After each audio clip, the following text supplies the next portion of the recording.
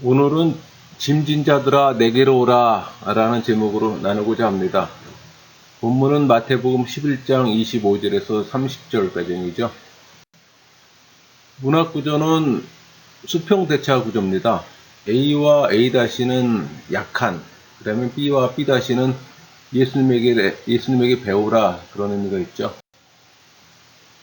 단락 구분을 해보면은 25절에서 26절, 그러니까 복음 계시의 섭리에 관한 예수님의 감사의 기도라면은 27절, 28절, 29절, 30절까지는 수고하는 인생들 향한 성자 예수님의 초청입니다.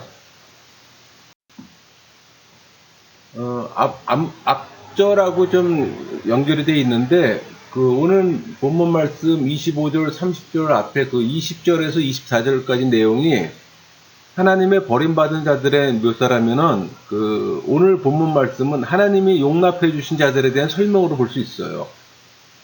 그리고 앞절 20에서 24절이 갈릴리 불신자들에 대한 예수님의 저주 선언을 다룬 반면에, 오늘 본문 말씀은 이와 대조되는 하나님의 복음 계시 섭리에 관한 예수님의 감사 기도와 또 수고하는 인생들 향한 예수님의 초청이라는 또 다른 내용을 다룹니다. 11장 25절, 그때 예수께서 대답하여 이르시되 천지의 주제이신 하나님이여, 이것을 지혜롭고 슬기는 자들에게는 숨기시고 어린 아이들에게는 나타내심을 감사하나이다. 그래서 이 그때라는 건 역사적 시점을 명시하는 시간적 표현이 아니에요. 그냥 앞뒤 문맥을 구분해서 연결하는 그냥 접속사적 의미로 사용됩니다. 그리고 여기서 이때는 바로 이런 선언이 이루어진 특별한 시점을 표현하는 거예요. 때라는 말 속에는 구속사적 맥락에서 예수 그리스도의 특별한 계시적 선언이 이루어지고 있음을 보여줍니다. 여기서도 천지의 주제이신 아버지여, 천지의 주제라는 표현은 우주를 주관하는 하나님의 주권을 인정하는 것으로 많이 사용되는 거죠. 보통 모든 피조물의 소유권이 하나님께 있음을 고백하는 겁니다. 그리고 아버지라는 표현은 성부 하나님과의 인격적 일체성을 강조하는 동시에 예수님이 하나님의 아들이심을 좀 선언하는 겁니다. 예수님은 하나님과 자신의 독특한 친밀성을 표현하기 위해서 내 아버지여 라고 많이 불렀잖아요. 하지만 유대인들은 이런 빌미로 해서 하나님을 아버지로 부르는 예수님을 신성 모독이라는 제명으로도 주기로 했던 거고요. 그래서 아버지여라는 호칭은 그만큼 하나님과 예수 그리스도의 친밀성을 드러낼 적합한 용어입니다. 그러나 무지한 유대인들의 눈에는 그것이 하나님을 망령되 일컫는 신성 모독적 언행을 비췄던 거죠. 오늘날 우리도 하나님을 부를 때 아버지라 자유롭게 부를 수 있는 양자형을 받았잖아요.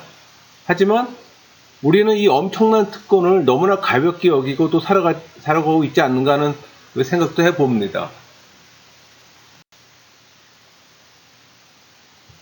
이것을 지혜롭고 슬기는 자들에게 숨기시고 어린 아이들에게는 나타내심이란 이 구절은, 여기서 보면은 예수님이 숨기시거나 나타내셨던 것이 과연 무엇일까? 그런 질문을 할 수 있잖아요. 이것을 한글 우리 개역개정에서는 이것을 단수로 표현했습니다. 그러나 헬라어 원문에서는 복수예요. 따라서 이것은 단순한 한 가지 사실이나 가르침을 지시하는 것이 아니라 복합적 사건과 가르침을 포함하는 것을 이해할 수 있습니다. 그래서 이것들이 가리키는 것은 하나님 나라에 임한 예수님의 사역과 가르침, 즉 복음을 말하는 겁니다. 그러니까 본문에는 지혜롭고 슬기는 자와 어린아이를 좀 대조하고 있습니다. 근데 여기서 슬기로운, 그리고 번역된 헬라어는 쉐네톤입니다. 그러니까 이해력을 가진, 신중한, 학식이 있는, 지성을 갖춘 그런 뜻이에요. 그러니까 자칭 지혜롭다고 생각했던 바리새인이나 서기관을 가리킨다고 볼 수 있습니다. 그러나 그들은 단지 바리새인이나 서기관뿐만 아니라 16절에 나오는 이 세대를 분류할 때 이 세대, 그러니까는 예수님 사역과 가르침을 받고도 예수님을 영접하지 않았던 모든 불신자들을 언급하는 것으로 보는 게 좋습니다. 반면에 어린아이들로 번역된 네피오이스, 이건 이제 젖먹이 혹은 경험 없는 사람들을 가리키는 것으로서 어린아이와 같이 순수하고 단순한 마음의 제자들, 그러니까 순박한 사람들을 볼 수 있습니다. 결국 본문은 많이 배워서 모든 사례 분별이 신중하고 학식 있는 사람들, 그 사람들은 오히려 하나님 나라의 지혜를 알지 못하고 오히려 젖먹이처럼 경험도 없는 순박한 사람들이 하나님 나라의 지혜를 받아들인다는 그런 비유예요. 그래서 감사나, praise, 감사하다죠. 그러니까는 헬라어로는 엑스몰로구마입니다. 동의하다, 전적으로 찬성하다 그런 뜻을 갖고 있는데 내가 스스로 전적으로 동의합니다 그런 뜻이에요. 그러니까 이런 의미를 살려서 본문을 이해하면은 하나님께서는 지혜로운 자들에게는 하나님의 나라 그 진리를 숨기시고 어린아이 같이 단순한 마음을 가진 자들에게는 그 진리를 보여주셨다는 것에 대해서 전적으로 찬성하며 또 그 때문에 감사한다는 그런 의미예요. 그러니까 본문을 잘못 이해하면은 하나님이 독단적 마음에 따라 불공평하게 자신의 뜻을 나타내기도 하고 숨기시도 한다고 오해하기도 쉽습니다. 그러나 본문은 하나님이 진리를 누구에게나 나타나는 그거에 초점 맞추는 게 아니고 어떤 사람이 하나님의 은혜와 자비를 입는지를 보여주는 데 있습니다. 실제로 하나님께서는 사람들로 하여금 듣고 깨닫도록 하시기 위해서 진리를 선포하시나 이것을 거부하는 것은 인간이잖아요. 특히 스스로 지혜 있고 똑똑하다고 하는 사람들은 하나님의 지혜를 깨달을 수가 없습니다. 왜냐하면 이 세상의 지혜로는 하나님을 알 수 없기 때문에. 오히려 어린아이들과 같이 되지 아니하면 결단코 천국에 들어가지 못한다는 그 말씀처럼 순전한 지혜로만 깨달을 수 있는 것이 하나님 나라의 지혜예요, 여러분. 그러니까 우리 앞에서 20에서 24절에서 보듯이 그 갈릴리 사람들의 교만이 심판의 원인이 되시 그 겸손함이 하나님의 자비의 근거가 되고 또 동시에 하나님의 뜻을 아는 길이 되는 거예요. 26절 올소이다 이렇게 된 것이 아버지의 뜻이니이다.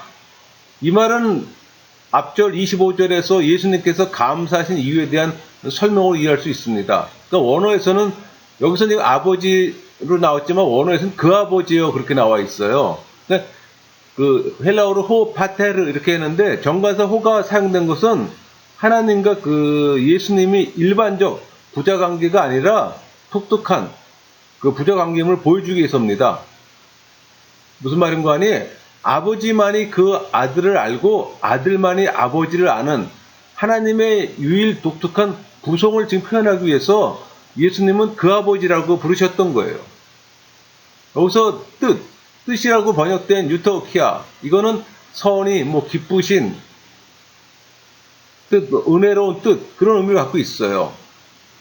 그러니까 여기서 원문을 볼 때는 오직 한 분이신 하나님 아버지의 선하고 자비로운 뜻을 알고 있는 그 유일한 아들 예수 그리스도의 감격적 표현이 지금 잘 담겨져 있는 겁니다. 그러니까 25절에서 보듯이 하나님께서는 누군가에게 당신의 뜻을 감추든지 감추지 않든지 순전히 하나님의 기쁘신 뜻에 달려 있음에 대한 예수님의 전적인 동의가 지금 나타나고 있는 거예요. 여기서 이렇게 된 것이 이 표현은 그 25절에서 언급한 하나님의 독특한 계시 전달 방법을 가리키는 겁니다. 그 다음에 또 아버지의 뜻이니이다.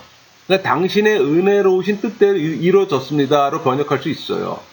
결국 이 말은 하나님의 의지와 하나님의 실현이 완전히 합치되었음을 나타내는 거예요. 그러니까 이는 곧 하나님의 즐거움이요 기쁨이 되는 것을 지금 시사합니다. 그러니까 이 표현은 하나님의 의지의 실현을 고대하며 실현된 의지를 전적으로 수납했던 자들의 신앙 고백이 되기도 했습니다. 실로 우리가 이해할 수 없는 지상의 기이한 일들이 많잖아요. 근데 오직 하나님의 뜻이라는 말로밖에 설명할 수밖에 없을 때가 우리 있잖아요. 우리 인간의 피조물로서는 알 수 없는 그 하나님의 섭리가 있잖아요. 그러니까 우리의 지식을 넘어선 신비로운 사건에 대해서 그것이 정당하다고 우리가 판단할 수 있는 방법은 오직 하나님의 뜻 외에는 없어요. 27절 내 아버지께서 모든 것을 내게 주셨으니 아버지 외에는 아들을 아는 자가 없고, 그러니까 내 아버지께서 모든 것을 내게 주셨으니, 그러니까 예수님께서는 그 모든 피조물들과는 구별되는 성자 하나님으로서의 권위를 스스로 주장하셨습니다.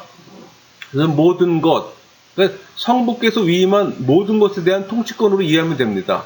그러니까 이러한 모든 것의 위임은 그리스도는 교회를 위해 만물을 지배하고 계시며 또 온 우주가 그에게 맡겨져 있기 때문에 당신 백성을 구속할 수 있으며 또 그들을 영광스러운 곳으로 인도할 수 있음을 뜻하는 겁니다.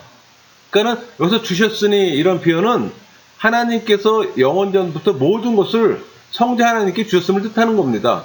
결국 예수님의 역사적 선제성을 증거하는 거예요.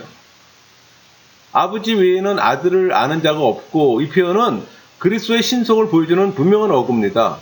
그래서 아는, 헬라어 원어는 에피키노스케이예요. 그러니까 단순한 지적인 인식을 훨씬 능가하는 그런 의미를 갖고 있는데, 이는 그 완전한 상태의 지식 또는 전인적이고 초월적 암을 뜻합니다.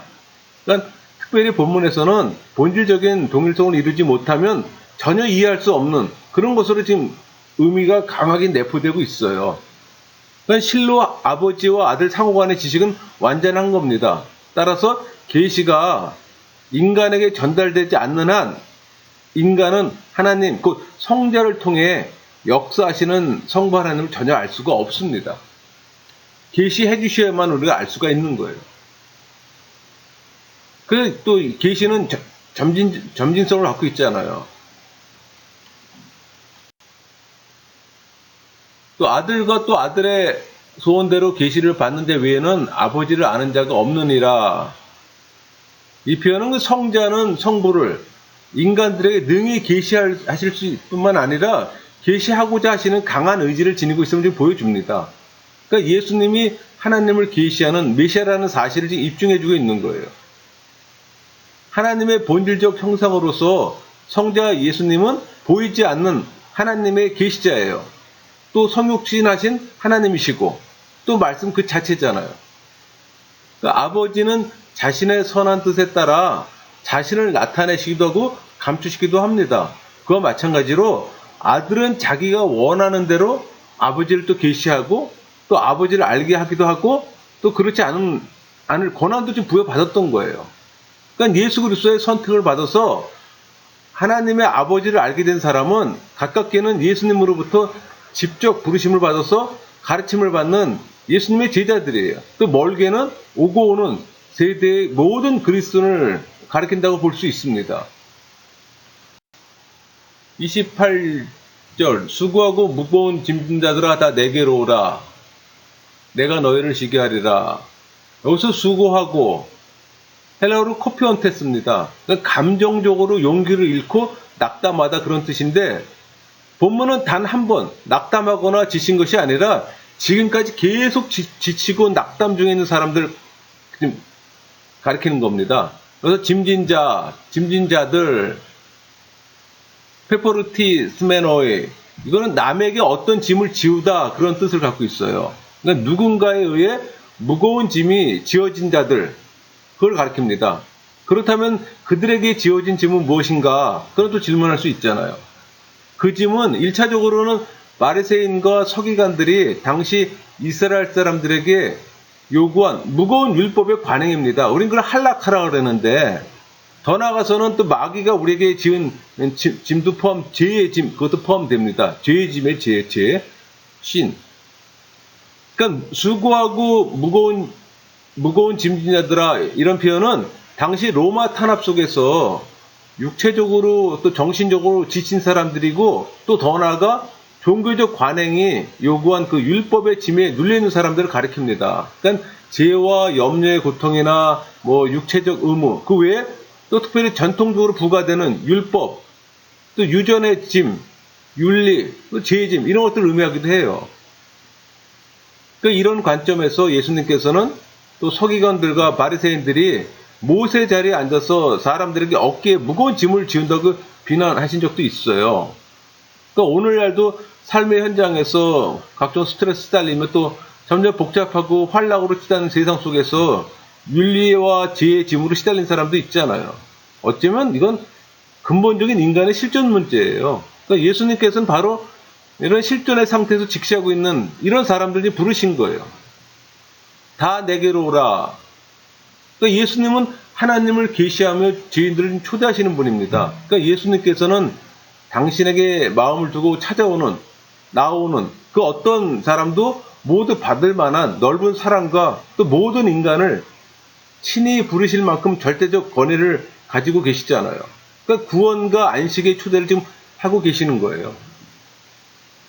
근데 한 가지 중요한 것은 예수님께서는 지혜롭고 슬기 있는 자들을 초대하는 것이 아니라 수고하고 무거운 짐진 자들, 그리고 아이같이 지혜는 없으나 순박한 자들을 초대한다는 거. 그게 중요한 포인트예요.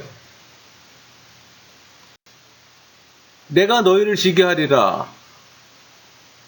이건 마지막 날에 영원한 안식만을 뜻하는 게 아니라 일상의 삶에서 모든 갈등을 해소한 후에 평화와 안식까지도 지금 가르칩니다. 그러니까 신자가 주님께로 나가면은 신자는 죄에서 해방과 율법의 속박에서 또 해방됩니다. 또 불안과 염려, 고통에서 해방을 맛볼 수가 있는 거예요. 우리가 예수님 앞으로 나가지 못하기 때문에 이런 혜택을 못 받는 거죠. 여기서 내가라는 이 말이 강조되고 있습니다. 내가 너희를 지게 할 때 내가. 그러니까 인간에게 무거운 짐을 맡겼던 자들과는 대조적으로 지금 예수님께서는 친히 권위에 찬 그 초청에 맞게 그 절대적 안식을 지금 약속하시는 겁니다. 그건 예수님, 그런 약속을 하실 수 있는 분은 예수님밖에 없잖아요. 직역하면은 그러면 내가 너희를 쉬도록 만들 것이다. 그런 말이에요. 그러니까 쉬게 하리라로 번역된 그 아나파우스는 쉬게 하다, 영적인 휴식을 주다, 안식하다 그런 뜻이에요. 그러니까 원어적으로 본문은 예수님께서 너희에게 안식을 주시겠다라는 그 약속으로 이해할 수 있습니다. 그 원어의 뉘앙스를 살리면 예수님께서 당신에게 오는 지치고 피곤한 죄인들에게 쉼을 주시겠다는 강한 의지가 지금 내포되어 있어요. 당시에 가장 엄격한 율법 중에 하나가 안식일 규례였습니다. 이 유대인들은 이 안식일을 어김없이 지켰으나 진정한 쉼은 얻지 못했어요. 쉼을 얻어야 하는 안식일이 오히려 그들에게는 쉼도 못 되는 무거운 짐이 오히려 됐어요. 그러니까 예수님께서는 그렇게 지친 자들에게 진정한 안식과 쉼을 주시겠다고 약속하시는 거예요. 여러분, 진정 쉼은 그리스도가 인간에게 주신 최고의 선물입니다. 이것은 현재적인 쉼도 되지만 궁극적으로는 천국에서 누릴 영원한 쉼을 또 의미하기도 해요. 29절 나는 마음이 온유하고 겸손하니 나의 멍에를 메고 내게 배우라. 그리하면 너의 마음이 쉼을 얻으리니. 이것은 마음이란 원래 심장을 의미하는데 히브리적 개념으로는 인간의 지닌 전인격의 핵심적 좌소입니다. 그러니까 이것은 예수님의 본질적 성품을 언급하기도 해요. 그리고 온유하고 겸손하다 이 말은 그저 화를 내지 않고 온순하다는 뜻이 아니라 종으로서의 타인을 섬기며 또 고난을 당해서 타인의 아픔을 안다는 의미가 강하게 담겨져 있습니다. 그래서 나의 멍에를 메고 이 표현은 유대인 사회에서는 스승과 제자 사이의 훈육 관계를 가리킬 때 이 표현을 관용적 표현으로 사용했어요. 그러니까 멍에라는 것은 짐승들에게 무거운 짐을 지게 하기 위해서 또 그것들을 부리기 위해서 씌우는 도구잖아요. 근데 당시 그 팔레스타인 멍에는 혼자 메는 것이 아니라 항상 짝을 이루는 두 노역자가 함께 메었어요. 그러니까는 이 말은 그 예수님께서 주신 멍에를 맨다는 것은 예수님과 함께 메는 것을 지금 강하게 암시하고 있습니다. 어쨌든 본문은 그 제자들의 그 영적인 그 신앙생활을 은유적으로 표현하는 거예요. 그러니까 예수님은 제자들에게 율법의 멍에를 매게 하지 않지만 자신이 지고 있는 멍에 질 것을 당부합니다. 그러니까 율법과 세상의 멍에가 아니라 예수님과 사랑의 멍에를 메어야 하는 것이 우리 인간의 운명이에요. 우리 성도의 운명인 거예요, 여러분. 그러나 불신자는 율법과 세상의 멍에를 매잖아요. 그러니까 우리가 괴로움과 사망을 가져다주는 세상과 율법의 멍에를 벗어버리기 위해서는 또 하나의 방법이 있는 거예요. 그게 그리스도께서 제시한 새롭고도 가벼운 멍에를 지는 겁니다. 그것은 곧 우리 인생 질고를 극복할 수 있는 유일한 길이기도 해요. 여기서 내게 배우라 이 표현은 이는 자신만이 전달해 줄 계시의 진리를 와서 배우라는 의미로 이해하면 됩니다.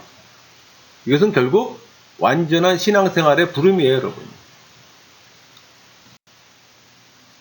그래서 그리하면 너의 마음이 쉼을 얻으리니 이런 너의 마음이 그러니까 여기서 마음이란 예수님의 마음과는 구별되는 겁니다. 그러니까 생물학적인 생명의 유체, 그러니까 생명의 혼, 소울이죠. 소울을 의미하는 거예요. 다른 걸로 표현한다면 자라고 표현할 수 있겠죠. 쉼을 얻으리니 이거는 앞절 28절에 쉬게 하리라는 그 약속에 대한 응답입니다. 그래서 얻으리니 이 표현은 원래 찾다, 발견하다 그런 뜻이에요. 그러니까 참 안식은 만들어지는 것이 아니라 이미 예수님 안에 있었고 또 그분이 주리라 약속한 것을 발견하는 것을 알 수가 있는 거예요. 사실 이 구절은 에레미야 6장 16절의 인용입니다. 거기서 하나님은 유다 백성들에게 먼저 읽어볼까요? 6장 16절 여호와께서 이와 같이 말씀하시되 너희는 길에 서서 보며 옛적 길 곧 선한 길이 어디인지 알아보고 그리로 가라 너의 심령이 평강을 얻으리라 하나 그들의 대답이 우리는 그리로 가지 않겠노라 하였으며 또 여기서 너희는 길에 서서 보며 옛적 길 곧 선한 길이 어딘지 알아보고 그리로 행하라고 지금 하시면서 그러면서 너의 심령이 평강을 얻으리라 지금 하셨잖아요. 따라서 이 본문은 이 부분과 지금 연결지어서 이해하면은 옛적 길, 곧 선한 길로 행하려면은 예수의 멍에를 지금 메어야 한다는 얘기예요. 그러나 예수님의 멍에는 율법학자들이 뒤집어 씌운 그런 무거운 짐이 아니라 안식을 가져다 주며 평강을 가져다 주는 쉽고도 가벼운 거란 얘기예요.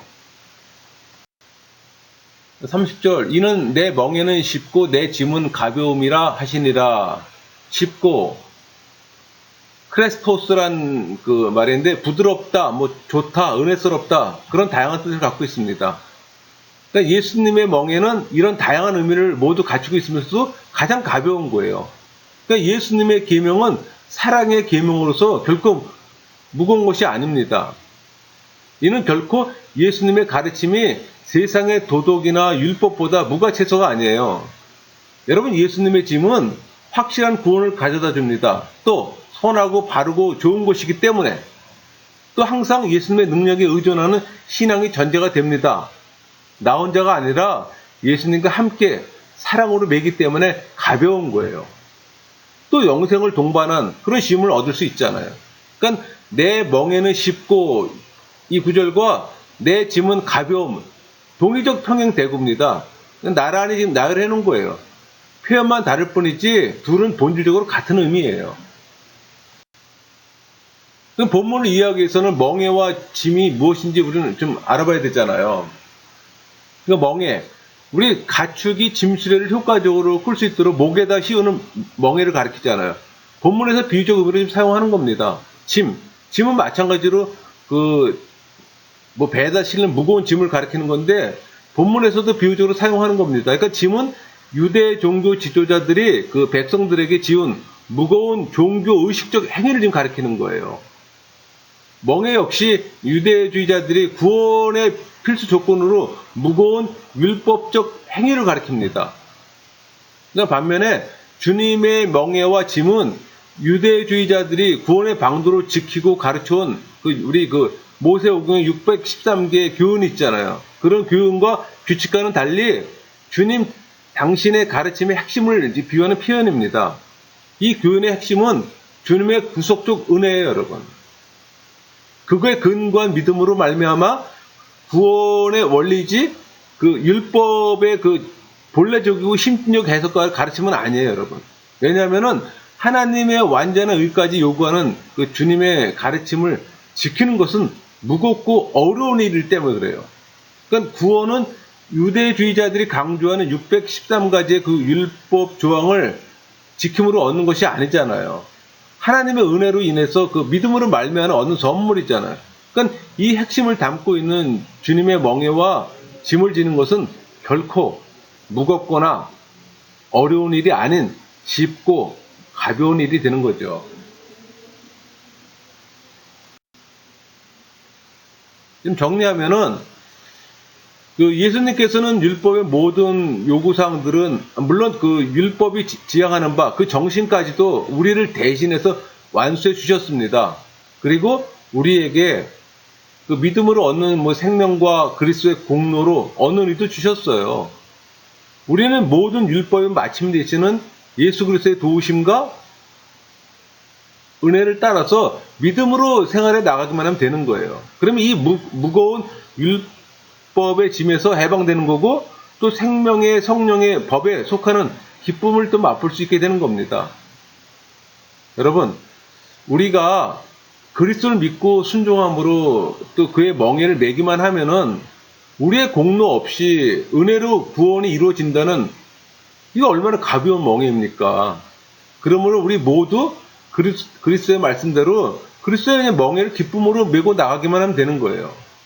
여러분, 매일 그리스도의 멍에를 매려고 노력할 때 그리스도께서 값없이 주시는 그 구원이 여러분의 삶 속에서 이루어지는 거예요. 거저져지는 건 아니잖아요. 우리가 예수님 앞으로 나가야 되는 거고, 그렇죠? 예수님 제자된 삶을 살려고 노력해야 되는 거잖아요. 주님이 우리를 영원한 안식으로 초청했습니다. 우리는 이 초청에 겸손히 응해 주님께 나아감으로 참되고 영원한 안식을 누릴 수 있는 거예요. 여러분 모두가 그런 안식을 누려야 되잖아요. 그게 예수 그리스도의 제자 삶이요, 하나님 자녀된 자의 삶이잖아요. 그걸 우리가 그 귀한 것들을 포기하고 세상 걸 쫓을 수는 없잖아요. 마치겠습니다.